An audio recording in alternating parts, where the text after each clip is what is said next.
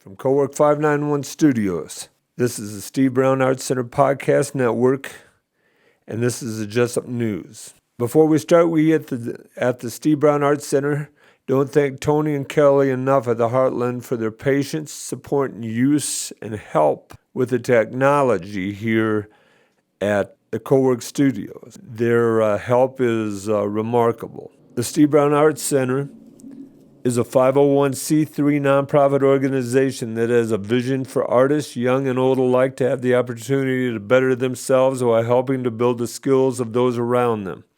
It will be offering community programming starting in Jesup, Iowa, before expanding to neighboring communities. Programming will include a community speaker series that will showcase existing creatives who reside within the community, as well as pop-up series that will spotlight and partner with local businesses to provide opportunities for community engagement.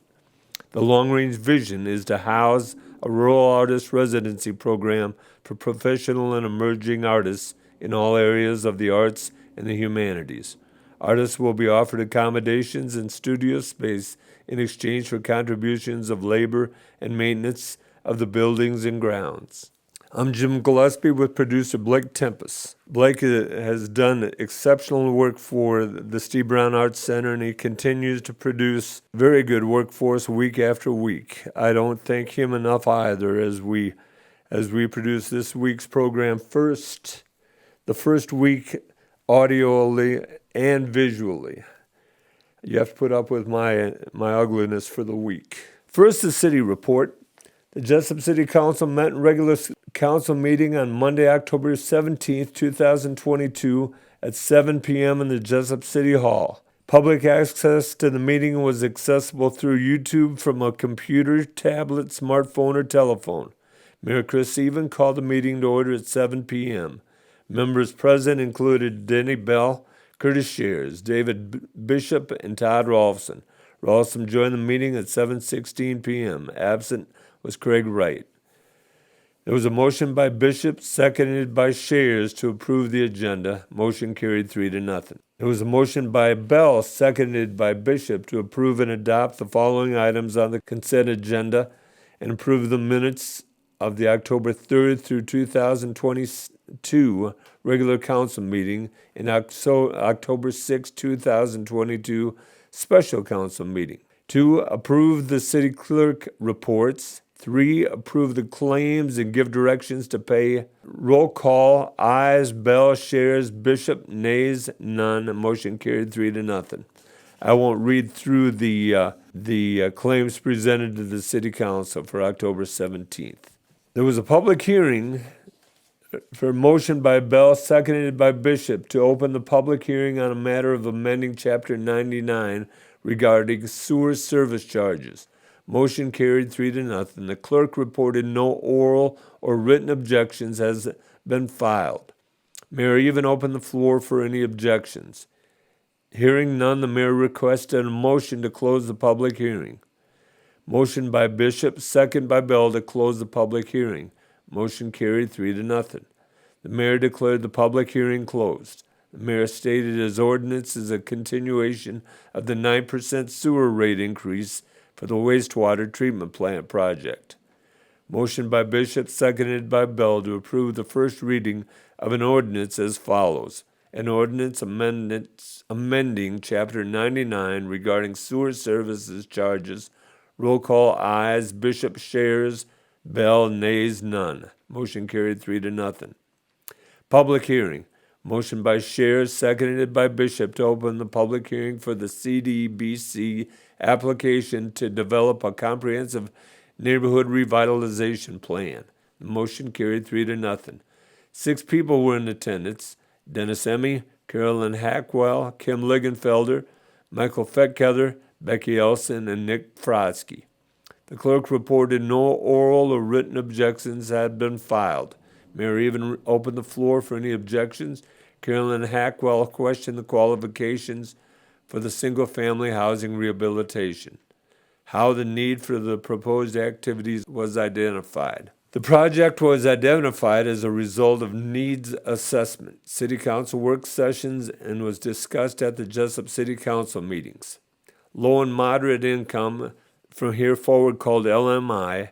Needs were identified through a local income survey conducted in October 2022. Said LMI percentages is expected to be greater than 51% of persons in the identified neighborhood. Nature of proposed activities. Preparing an action plan for targeted neighborhood or revitalization redevelopment.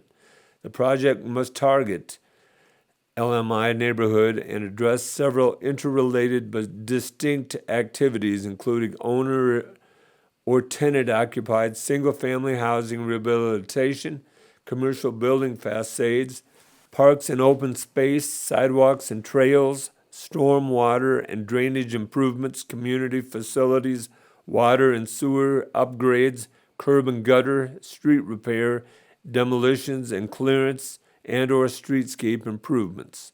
The funding source, the CDBG planning, would be about estimated budget of $23,000. The CDBG administration would be $2,000. The local matching would be $3,750 for a total cost of $28,750. Total requested of CDBG federal funds of $25,000. Estimated portion of federal funds that will benefit persons of low and moderate income will be determined following the completion of the income survey. The study will provide no direct benefit for persons of LMI, meaning they will not be handed a check or cash amount. The city will provide $3,750 as a local match to the project. This project allows for new and expanded service to the low and moderate income families in the neighborhood, including senior citizens and persons with fixed incomes. Planning would begin in January 2023. Project is estimated to be completed by August of 2023. No one is expected to be displaced by the CDBG activity. If there is anyone being displaced, the city would follow the HUD relocation and displacement policy. Project application will be submitted on or before November 1st, 2022. Community Development and Housing Needs Assessment. The community name, City of Jesup, Iowa. Community Development and Housing Needs Assessment of low and moderate income persons. Curb and gutter, stormwater and drainage improvements, upgrades to aging infrastructure in originally platted areas of the city are a priority of the City Council. Much of the recent expansion and maintenance has been focused on areas outward from the central business district and surrounding neighborhoods. Needed improvements include replacements of sections of curb and gutter in the target neighborhood, as well as improvements to existing storm sewer and additions in the drainage network to increase continuity with areas of less dated infrastructure. That's a high need. Housing rehabilitation with a moderate percentage of low to moderate income residents within the community. The city feels a need to encourage and help residents with improvements to their homes. Needed improvements include exterior maintenance needs, energy efficiency improvements, and accessibility enhancements. That's a high need. Park and open space improvements. The West Landa Corn Park Pavilion currently has structural deficiencies that limits its use as a shelter and gathering space for residents of and visitors to the Central Business District in Jesup. The addition of more structurally sound and attractive facility for family and friends to gather or the community to host local events would be good community asset and welcoming addition to the existing playgrounds and the newly constructed accessible basketball court. That's considered a low need. Community development and housing needs of non-LMI residents. Rehabilitation of downtown buildings. As part of the desire to see reinvestment in the city of downtown area, the city would like to see the restoration and rehabilitation of some of the existing buildings in the downtown area. Area of the Central Business District has been identified as outdated, deteriorating, and in need of a facelift. Revitalization and enhancement of the facades would add to the aesthetic and appeal of the community and encourage further investments in CBD. That is a medium necessity. Independence has been doing a number of those on their downtown this past few years. Streetscape and commercial facade improvements. The city would like to extend the stamped brick sidewalks that line the central business districts north toward the public library and south toward the railroad tracks. Areas of the central business district have also been identified as outdated, deteriorating, and in need of a facelift. Expansion of the sidewalks would add to the aesthetic and appeal of the community and encourage further investments in CBD. That's a medium request. Encourage development of new housing. The city desires to see new mid-level and high-value housing growth within the community. That is a medium request. Plan or potential activities to address housing and community needs. The Jesup Comprehensive Plan update. The city has begun the public engagement process to update the current comprehensive plan. Circulation of surveys, task force development, and public outreach has been conducted in order to form a vision and action plan for the future of the community. Buchanan County Housing Needs Assessment. The city has partnered with Buchanan County Economic Development Commission to update the housing needs assessment of the community. The data collected from this study will help to establish a baseline for the current and future housing necessity in the community. From these observations and statistical analysis, goals, objectives, and funding mechanisms will be explored and developed to encourage continued maintenance and development of high-quality housing stock in the region. Concept plan and fundraising for Community Splash Pad. The city has worked with community advocates and local leaders to develop design plans and establishment for the future location of recreational splash pad. The city's council has earmarked local funds to pair with fundraising efforts of private citizens to provide another asset to its citizens and an attraction to welcome future visitors. The date and location of the assessment, October 17th, 2022, Jesup City Council Chambers. There was no objection to this project. The mayor requested a motion to close the public hearing. There was a motion by Bell, seconded by Bishop, to close the public hearing. Motion carried 3-0. The mayor declared the meeting closed. Nick Frotsky, INRCOG, addressed the council regarding the CDBG application for the Neighborhood Revitalization Program. Frotsky spoke regarding the two phases of this program. Phase 1 is a planning study around a specific target neighborhood to prepare an action plan for neighborhood revitalization. Phase 2 is to complete the revitalization plan. Frotsky discussed how this project must address several interrelated activities, including owner or tenant-occupied single-family housing rehabilitation, commercial building facades, parks and open space, sidewalks and trails, stormwater, drainage improvements, community facilities, water, sewer upgrades, curb and gutter, street repair, demolition and clearance and or streetscape improvements. Motion by Bishop, seconded by Rawson, to approve the resolution number 2023-16, resolution of the City Council of Jesup, Iowa, approving a community development block grant application, designating the mayor as the official representative of the city and authorizing the mayor to affix his signature to said application and certain assurances in conjunction with same. Roll call, ayes, Bell, Ross, and Bishop shares, nays, none. Motion carried 4-0. Motion by Bell, seconded by Bishop, to approve Resolution 2023-17, resolution of the City Council of Jesup, Iowa, authorizing the mayor to sign a memorandum of understanding with the Iowa Northland Regional Council of Governments, INTROC, for the administration of the Community Development Contract with Iowa Economic Development Authority. Roll call, ayes, shares, Bishop, Bell, Rawson, nays, none. Motion carried 4-0.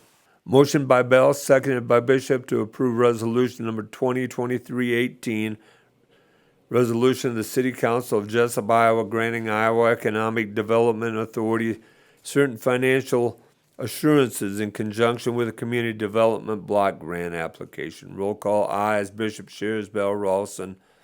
Nays, none. Motion carried 4-0. Motion by Bell, seconded by Bishop, to set October 24th, 2022 at 12 p.m. as a date for a special council meeting to approve the minutes for this meeting for the Neighborhood Revitalization Grant Application Program. Motion carried 4-0. Attorney Prendergrass spoke regarding conducting the special council meeting via email. There was no citizen input. Department reports. Rawson questioned the status of the West Jesup development. Rawson complimented the library on the number of patrons that the library serves. Bell complimented the ambulance for not having any missed calls. Motion by Rawson, seconded by Bishop, to approve change order number 1, the amount of $3,231.60 for Benson Shady Grove Avenue Sanitary Sewer Extension Project. Roll call, ayes. Bishop, Shares, Rawson, Bell. Nays, none. Motion carried 4-0. There's a motion by Bell, seconded by Shares, to approve Resolution 2023-19, resolution approving payment for the Benson Shady Grove Avenue Sanitary Sewer Extension Project. Roll call, ayes. Bell, Rawson, Shares, Bishop, ayes, none. Motion carried 4-0. Motion by Bishop, seconded by Bell, to approve Resolution 2023 accepting improvements Benson Shady Grove Avenue Sanitary Sewer Extension Project. Motion carried 4-0. Motion by Rawson, seconded by Bishop, to approve Resolution 2023-21, resolution approving payment number 3 for the Benson Shady Grove Avenue Sanitary Sewer Extension Project. Roll call. Motion carried 4-0. Motion by Rawson, seconded by Bishop, to approve a change in order number 2 in the amount of $8,869.56 for the Hawkeye Road Water Main Extension Project. Roll call. Shares, Bishop, Rawson, Bell. Motion carried 4-0. Motion by Rawson, seconded by Bishop, to approve Resolution 2023, the resolution approving the payment for the Hawkeye Road Water Main Extension Project. Roll call. Carried 4-0. Motion by Rawson, seconded by Bell, to approve Resolution 2023-23, resolution accepting improvements on the Hawkeye Road Water Extension Project. Roll call. Vote. Motion carried 4-0. Motion by Rawson, seconded by Bishop, to approve Resolution 2023-24, approving the payment for the Hawkeye Road Water Main Extension Project. Carried 4-0. Finally, FECHEather updated the council on the progress of the wastewater treatment plant project. Motion by Shares, seconded by Bishop, to approve Resolution 2023-25, the resolution approving the payment for wastewater treatment plant improvements 2020 project. Roll call. Ayes. Shares, Rawson, Bishop, Bell. Nays, none. Motion carried 4-0. Becky Elson, Jesup Right Place Child Care Center, spoke regarding a donation from the city. The daycare is seeking $250,000 from the city to match a state grant. The Jesup Right Place Child Care Center has determined that the location of the daycare will be at the corner of Prospect Street and First Street on Jesup Community School grounds. The Jesup Right Place Child Care Center would like the city to consider partnering with the Jesup Right Place Child Care Center to lease land from the Jesup Community School. Ellison stated that the school can lease the land to the city for $1 per year versus $750 per month for lease the land directly to the Jesup Right Place Child Care Center. Attorney Pendergrass spoke regarding the legality of donating city funds to a nonprofit organization. Pendergrass stated she spoke with Ehlers and Cooney, the city's bonding attorney. The city would need a development agreement written between the city and Jesup Right Place Child Care Center under Chapter 15A of the Iowa State Code. Councilmember Bell questioned the estimated cost of the daycare. Ellison stated it will cost $2.3 million. Ellison applied for a $1.3 million grant.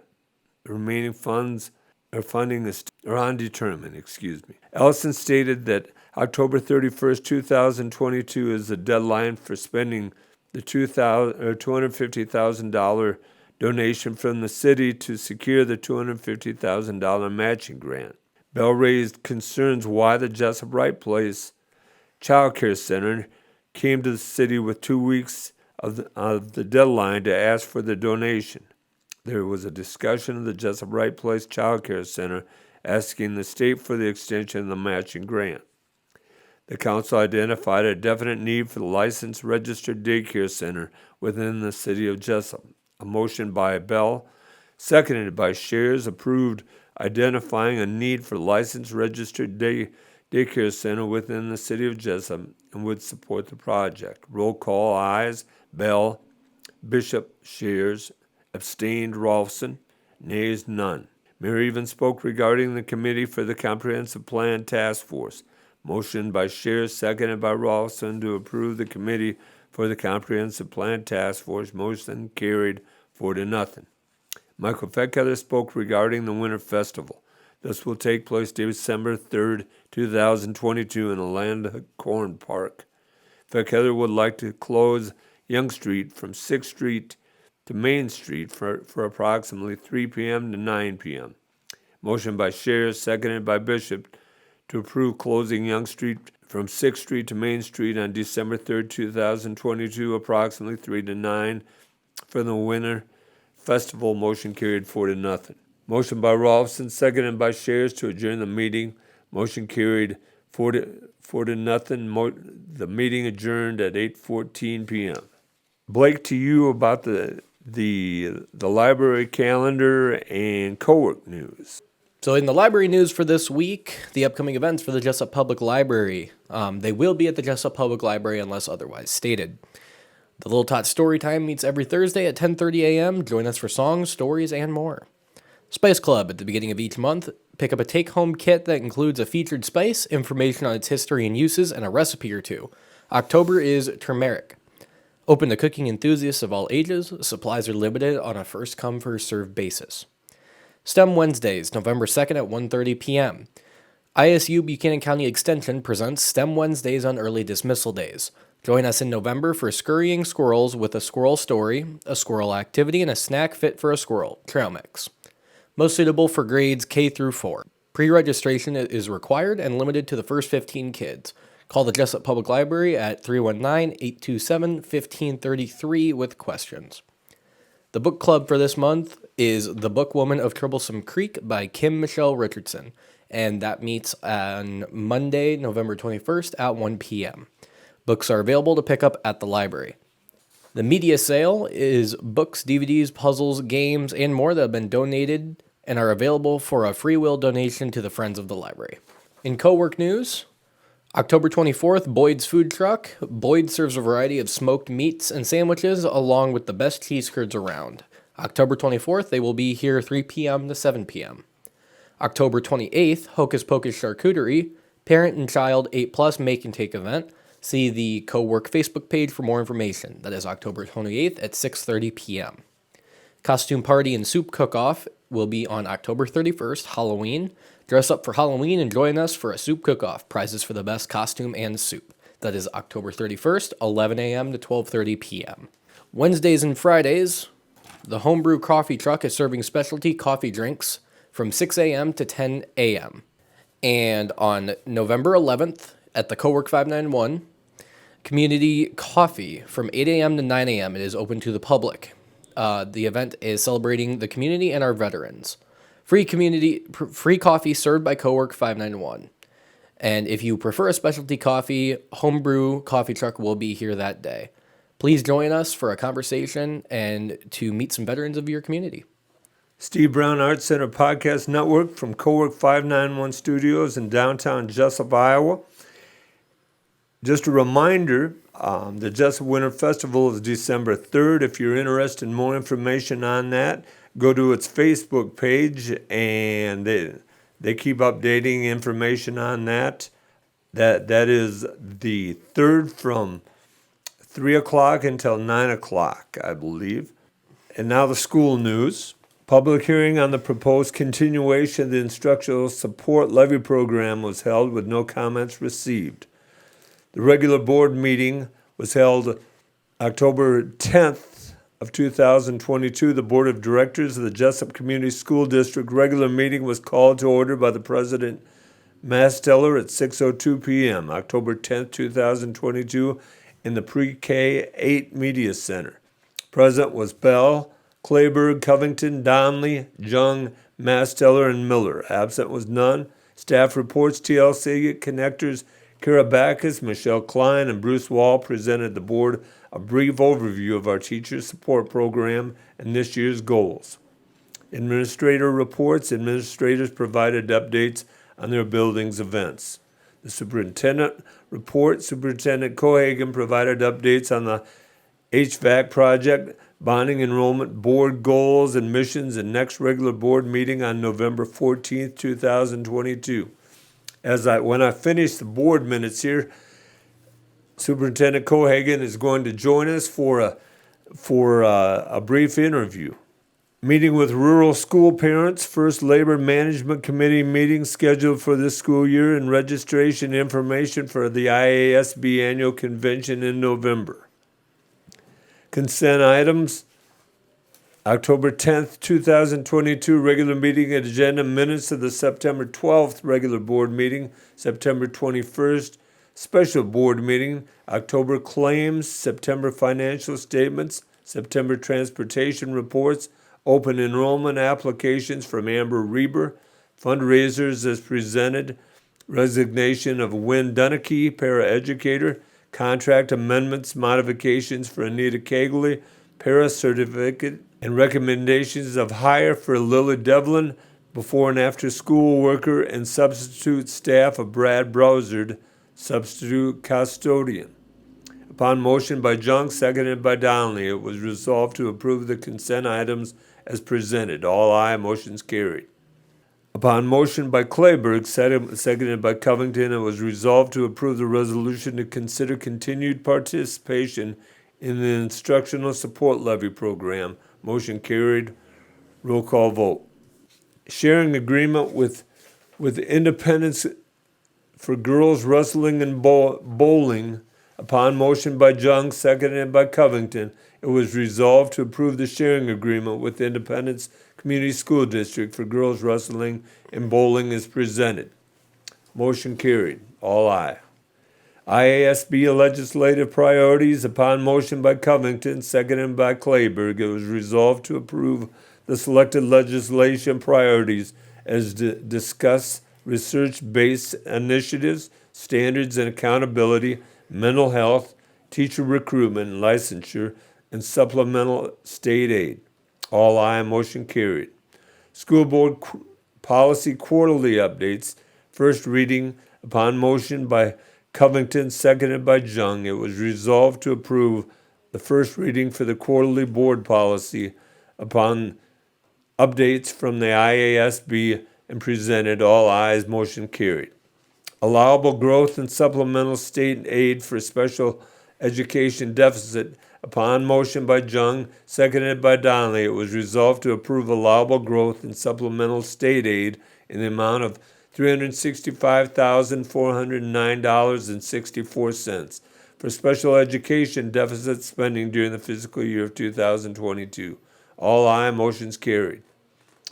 2022 Iowa School Board Convention delegate. Upon motion by Covington, seconded by Donnelly, it was resolved to approve the appointment of Nate Clayburgh to serve as a representative at the 2022 Iowa School Board Association Delegate Assembly.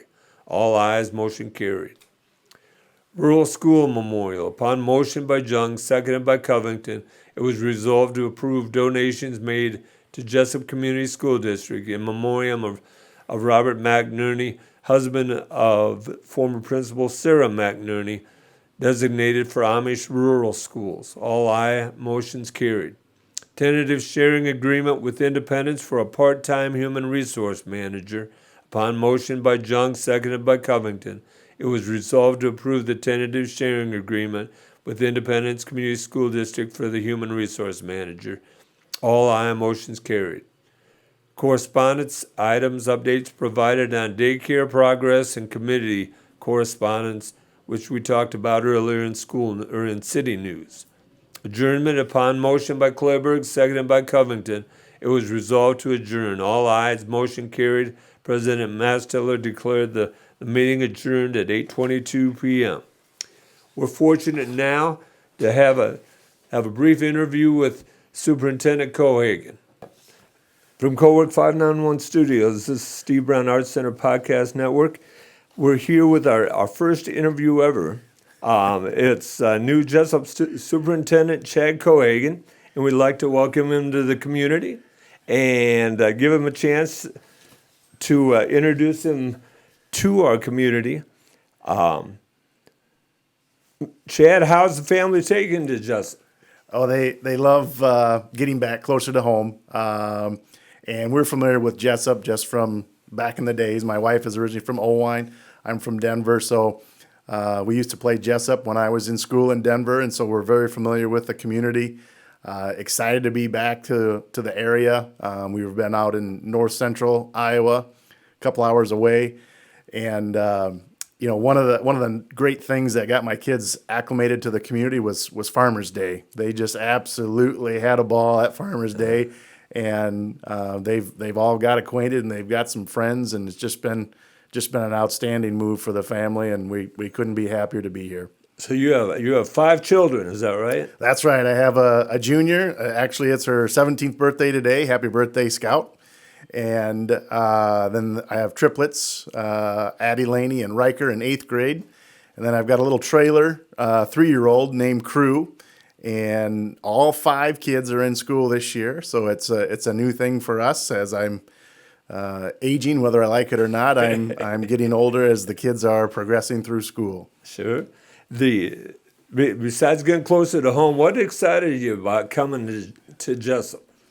I was ready for a bigger school district. I started out my teaching career in a little tiny school named out there in western Iowa, Titonka, and then came back home. My wife's home in Owine, so we spent 16 years working through the educational system there.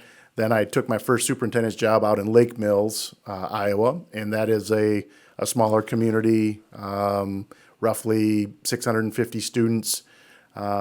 I'd been there for 7 years, and Jesup opened up. It's right in between my dad, who's in Cedar Falls, and her folks who are in Owine. And I knew Jesup had a strong community, a strong school system. It was just kind of I talked to my wife, hey, this opened up. I saw that opened up, and it was a small conversation, and yep, we were all in. Let's go. Oh, that's cool. That's cool. Let's get to the new that's coming to Jesup, the auditorium and the new bond issue. Tell us a little bit about that. Yeah, so there's quite a bit to that. I needed to get caught up to speed, so I've spent the last few months meeting with the architects, meeting with our planning committee. We do have a steering committee that meets with the architects every week. So actually right now we've spent the last couple of weeks working through details on the auditorium, 500-seat auditorium, and working the design on that. So we're pretty excited getting staff feedback, getting them on board with what's going to happen. It's pretty exciting that we've never had an auditorium before, and so we want to make sure we get this right. So lots of discussion, lots of conversation, talking about the design and how we can really make that north end of the building really pop when you drive by. And I think once we're supposed to be getting some renderings so we can get some information out to the public, because it's been a long time since the vote, and it's time we get everybody kind of up to speed. We've worked through the industrial tech room. There's going to be a new space there, a wood shop, metal shop. The ag room is going to be right off the auditorium there with an aquaponics room. Then the greenhouse will be right off that ag room. So that'll be kind of that north addition. We're still solid with those 4 classrooms off the middle school, going to the south towards the message board. and a few things we've had to maybe scale back as of right now. Everything that was on paper when it went to vote, it ended up coming out to about $28 million. And all the voters, we did approve, I think it was 20.9 million is what was, 13.9 was approved by the voters, and then we pick up the other remaining with the bonds against our ones at sales tax. I don't want to get into the weeds too far with that stuff, but Sure. So anyway, we're going through some pricing. We've got a couple rounds of pricing to go through yet to kind of hone some things in. You know, there was one of the things that we probably will push off will be we were going to connect the administrative building in the back to the existing structure, and we were going to add some offices there. When the bids came in as they did, well, that was an easy one to strike off the top of the list because that space really didn't have a lot to do with teaching and learning. Yeah. And I don't need a new office, and it was going to have some new offices in there, and so anyway, we'll be reworking some of those original plans, but yeah, it's time we get some more information out so people get caught up to speed. Well, one of the things that really excites me is you said it's 500-seat auditorium. That allows you to get all the middle school kids, all the high school kids in one auditorium, one place, if you wanted to, at a time. You know, that's a nice auditorium. Yeah, as of right now, we can get them, but we're hoping. Although this year is a little bit of a down year as far as enrollment goes, but with all the new houses, we're expecting some enrollment growth. So right now, we think we could fit all of those students in, but right around that 1,000 mark for student enrollment, overall student enrollment, a little bit more if you count the 3-year-olds. But right now we can fit that group into the auditorium. So, yeah, we're excited to have that opportunity. I know you have other meetings to go to here. Let's do a real quick lightning round. Have a little fun here, if you don't mind. Sure. If you were to have a chance to do coffee or soda, Coffee. okay, McDonald's or Chick-fil-A. It'd have to be McDonald's because I haven't had Chick-fil-A before. All right. Hawkeyes or Cyclones? Hawkeyes. Okay. Golfing or fishing? Fishing. All right. We know you got to get out of here, so thank you for being our first interview. And is there anything else you'd like to share with us before you leave? No, I said it at the intro. We're just excited to be in the community. I'm excited to roll up my sleeves and get to work for the community and for the school, and my family is absolutely loving it here, and so we're just excited to get things rolling. Well, we'd like to extend an open invitation. Anytime you'd like to be on, just let us know and we'll get you on. We tape every Friday morning, so That sounds you're great. more than welcome. Thank All you right. so much, Mr. Kohagen, and good luck in this school year. All right, thank you. Let's go, Jayhawks. Just a reminder, the Jesup Splash Pad Capital campaign still continues. If you're interested in helping with that or need more information about it, contact Erica Havlick for more information. That's going very well. Today I'd like to talk a little bit about my Aunt Nettie. Aunt Nettie Ackerman lived over by the Allen Hospital, and in the 1960s, my mother and I would go visit Aunt Nettie. She was my mother's aunt, actually. And at the time period, the small cities throughout our country had professional wrestling on their television show or on their TV stations. For example, Channel 7 had professional wrestling. And I can remember Ron Gonder, the newsman that is on Channel 7 today, used to do the play-by-play of the Channel 7 wrestling. And they would go to towns throughout the area. They came to Cresco as I grew up. They had 2 stars. The good guy was Pat O'Connor. And the bad guy, all professional wrestling has a bad guy. The bad guy was a man by the name of Bulldog Bob Brown. And Channel 7 made sure that they played off of each other and usually wrestled each other. When they came to Cresco, I can remember them wrestling each other in the 1960s. But one Saturday afternoon, we came down to Waterloo to visit Aunt Nettie.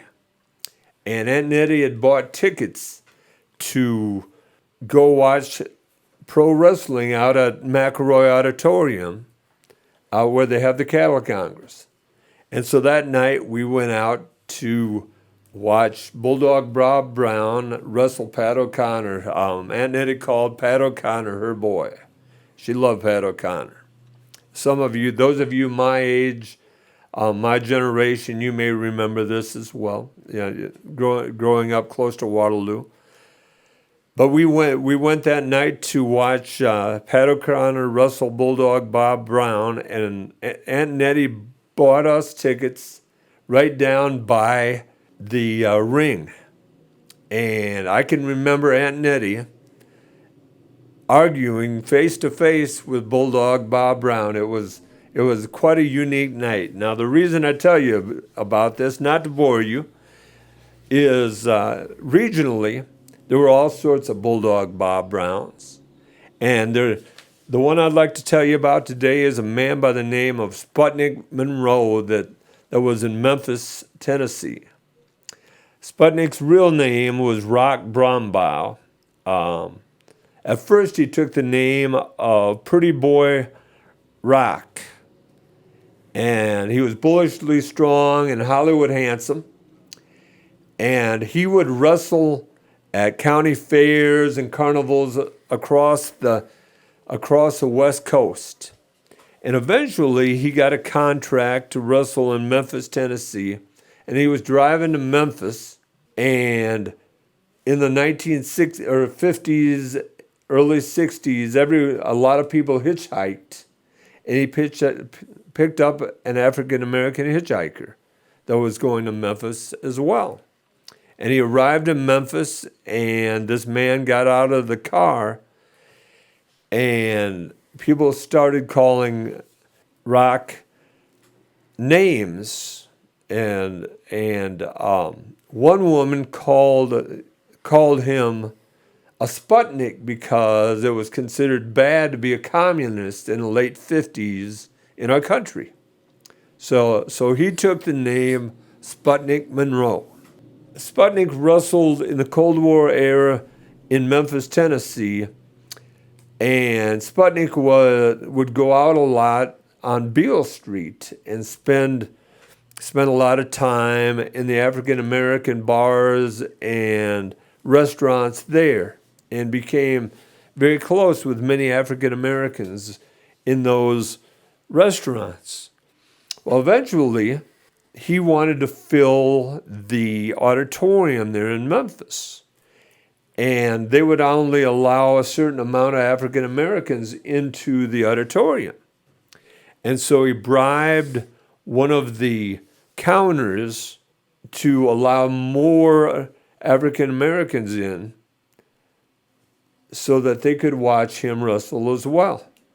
And Sputnik became very popular among the African American people in Memphis. And there was one lady that said she had four pictures on her wall. She had a family picture, she had a picture of Jesus, she had a picture of Martin Luther King Jr., and she had a picture of Sputnik on her wall. Because Sputnik went out of his way to welcome African Americans to his matches. Here's this bad guy in professional wrestling, the Bulldog Bob Brown of Memphis, welcomed African Americans into his camp, and he is considered, he desegregated the wrestling matches, the sports of Memphis, at the same time as Martin Luther King Jr. was doing stuff in the South. Sputnik Monroe deserves a lot of credit for that. If you want to read more, there's a lot of articles out there. Sputnik Monroe's in the WWE Hall of Fame. He He is gone away now, but his family keeps his name alive, and you can read about him in a book called Robert Gordon's book. It came from Memphis, is the name of that book. There's also a song called Sputnik Monroe. If you get a chance to play it, it's a wonderful song.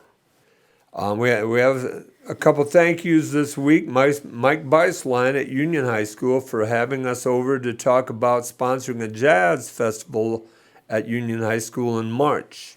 With that, they want to have a soup supper, 5 school jazz bands, and then have a professional with each jazz band. Then also have 2 artists. Upcoming events of the Steve Brown Arts Center. Jen Loeb was in Jesup this past Saturday. We will have more about Jen on next week's podcast. The John Decker Art Show at the Moloch Theater. The Moloch Theater is run by Jesup High School graduate Tony Fisk. November 4th through the 6th, in conjunction with the Independence Holiday Kickoff. The Steve Brown Arts Center is working with the Moloch Theater, Laces, and the Independence Chamber of Commerce. Then on December 3rd, and in conjunction with the Winter Festival here in Jesup, the Steve Brown Arts Center is hosting the John Decker Art Show here at the Cowork 591 Studios. And that is in conjunction with Cowork 591 and the Steve Brown Arts Center. Just a reminder, the Steve Brown Arts Center is a 501c3 nonprofit organization that has a vision for artists, young and old alike, to have the opportunity to better themselves while helping to build the skills of those around them. It will be offering community programming starting in Jesup, Iowa, before expanding to neighboring communities. Programming will include a community speaker series that will showcase existing creatives who reside within the community, as well as a pop-up series that will spotlight and partner with local businesses to provide opportunities for community engagement. As we close today, one of the things that really excites the Steve Brown Arts Center is the building of the 500-seat auditorium. That is going to bring more to the arts in our community as well. If you'd like to donate to the Steve Brown Arts Center or have an idea for an event, to go to the stevebrownartscenter.org and follow the link. If you have news or would like to sponsor us, email us at jgillespiegolf@gmail.com or call 319-290-0241 and leave a message. The email again is jgillespiegolf@gmail.com or call 319-290-0241 and leave a message. As always, thanks to Blake Tempest, Tony Lang, and Kelly Seahas at Cowork 591 Studios. Have a great week, everybody.